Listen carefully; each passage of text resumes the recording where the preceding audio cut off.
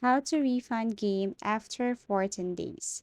So this is a very easy tutorial and all you have to do is to log into your Steam account. Now this time you have to go first to your Steam support.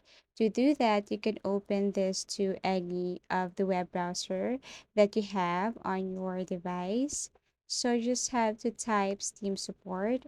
Now you have to make sure to log into your account and then you have to look for purchases. Tap this one. And then as you can see, I can't see it because I am not yet logged into my account. So I have to log into my account first. Okay, and then here, scroll down and click View Complete Purchasing History. Then you can see here all of the items or anything that you have purchased, or you can simply tap directly the item that you want to request for a refund and then tap I'd like to request a refund. And then here you have choices. You can tap refund to my Steam wallet. And then here lastly, you have to let them know the reason why you need a refund for this product.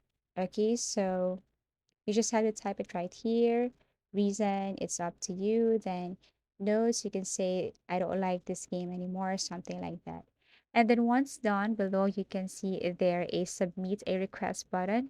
You just have to tap that one and then wait for their customer service team to respond and help you with this matter or help you to refund your item or refund game after 14 days.